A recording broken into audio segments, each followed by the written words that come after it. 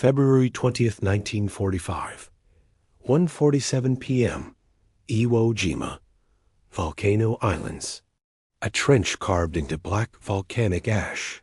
8 miles from Tokyo.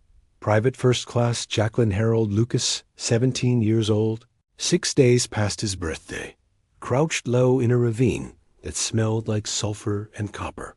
His breath came shallow. The ash beneath his boots didn't feel like earth. It felt like standing on the surface of something dead. Behind him, the Pacific roared against the beach. Ahead, smoke curled from Japanese pillboxes dug into the hillside. Somewhere out there, 11 enemy soldiers waited in a parallel trench, close enough to hear their breathing if the artillery stopped for even a second. It didn't. The island screamed. Mortar thumped into the terraces. Machine gun fire ripped across the airstrip they were advancing toward. Lucas tightened his grip on his M1 Garand, the wood slick with sweat and volcanic grit. He'd been on Iwo Jima for 26 hours. He wasn't supposed to be here at all. At 14, he'd forged his mother's signature on enlistment papers in Norfolk, Virginia, adding 3 years to his age with a bribed notary and a straight face. The recruiters believed him.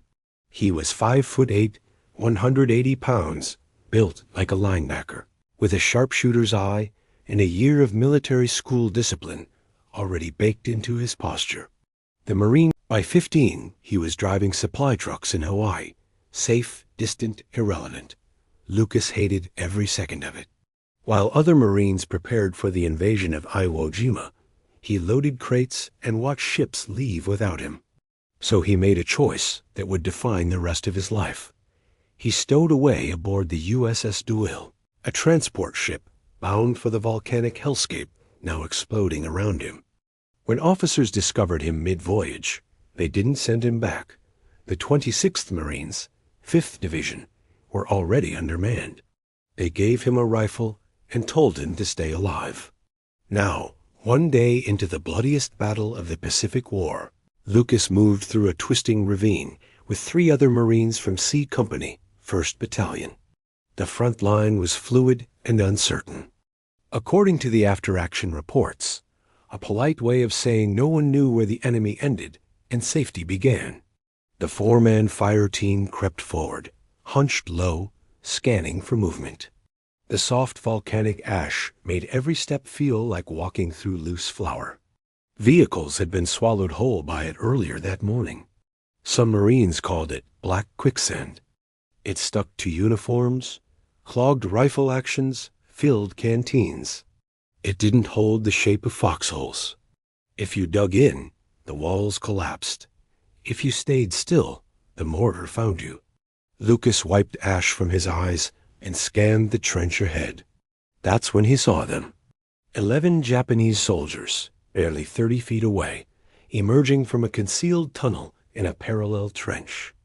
Their helmets broke the ridgeline first, then their rifles. For a frozen half-second, both sides stared. Then the world ignited. Lucas fired first.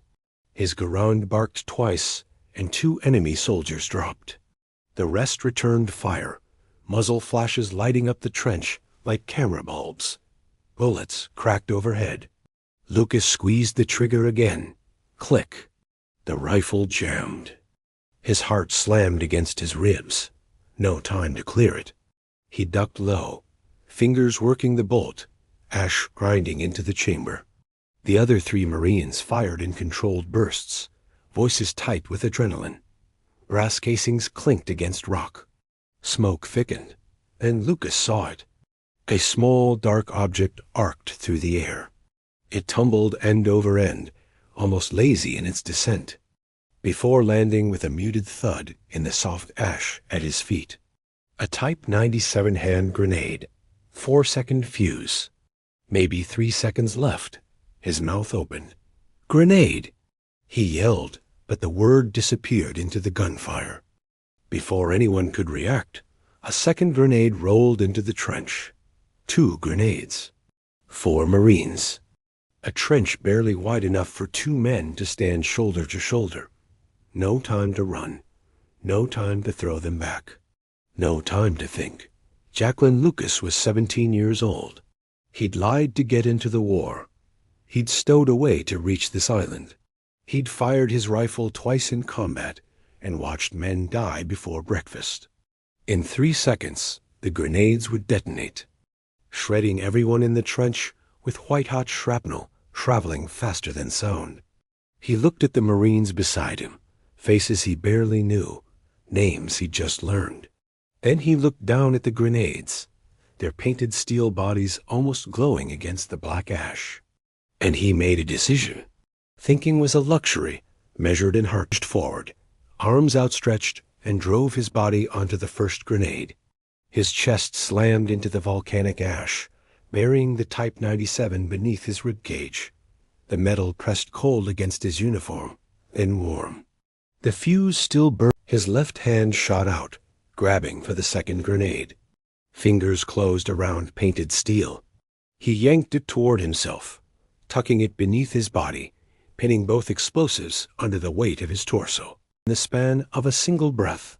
One moment Lucas was beside them. The next, he was flat against the ground, motionless, covering something they couldn't see. Then the whirl Lucas's chest like a fist punching through wet paper. Shrapnel, 23 pieces of jagged steel, ripped into his body at supersonic speed, his ribs fractured. His left arm shattered.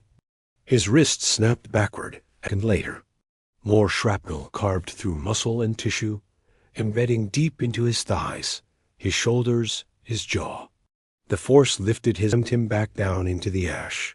He didn't scream. He couldn't. The air had been... The 3 Marines, untouched, stunned, alive, stared at the smoking crater where Lucas had been standing. Ash drifted down like snow. The gunfire from the Japanese trench had stopped.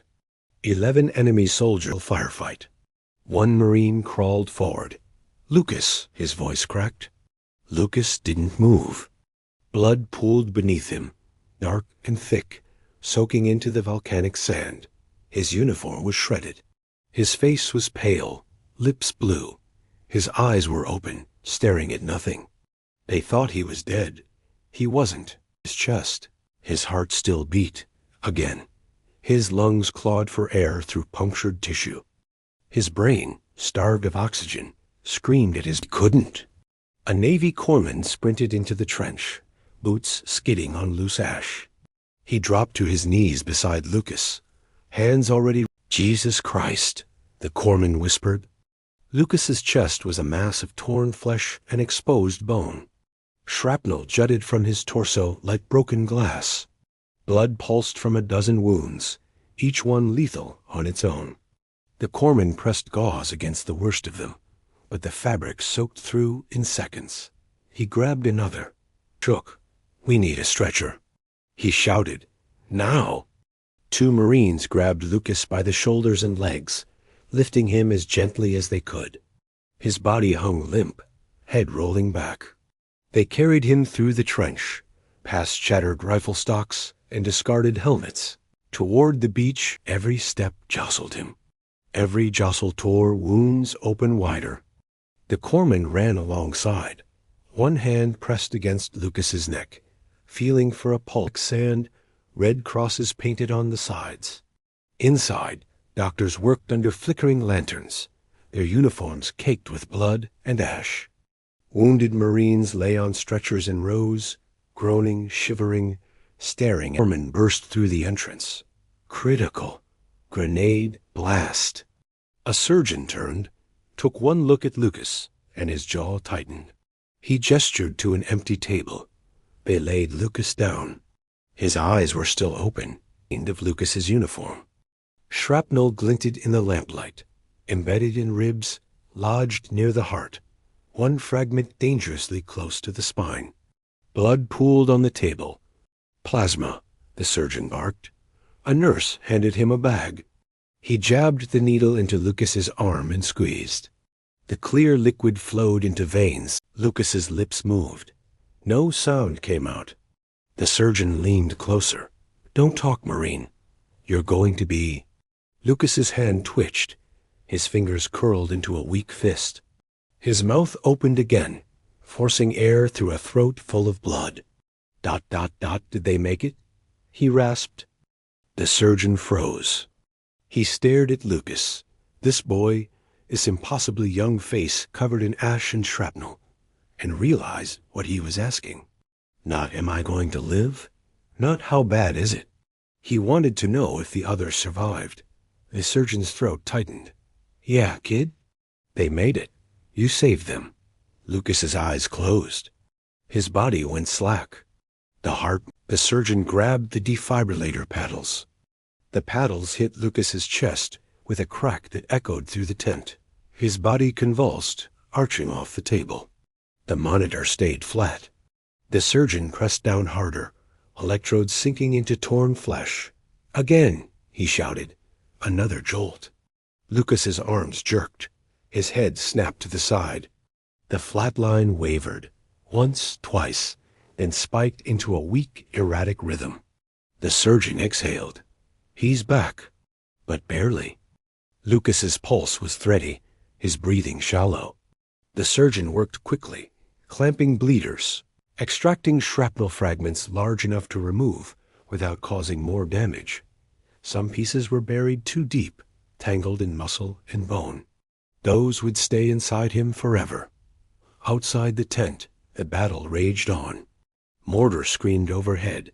Machine gun fire rattled in bursts. The island shook with each naval bombardment. Ash clouds rising like smoke signals from hell. Every few minutes, another stretcher arrived. Another Marine with missing limbs. Shrapnel wounds. Burns from flamethrower blowback. The surgeon glanced at Lucas's torn chest, then at the growing line of wounded outside. He made a decision no doctor should ever have to make. Tag him for evac, he told the nurse. He won't survive here. Get him to the hospital ship. They wrapped Lucas in gauze and blankets, lifted him onto a stretcher, and carried him back toward the beach. The black sand was littered with debris, shattered rifles, empty ration tins, the occasional boot with no owner. Landing craft bobbed in the surf, their ramps clanging against the volcanic shore. 4 Marines loaded Lucas onto an LCVP, landing craft, vehicle, personnel, designed to carry troops into battle, now repurposed as a floating ambulance. He lay motionless among a dozen other wounded, their blood mixing with seawater that sloshed across the deck. The craft roared to life and pulled away from Iwo Jima. Behind them, Mount Suribashi loomed like a broken tooth, its peak still held by Japanese forces. Ahead, the hospital ship USS Samaritan floated on the horizon.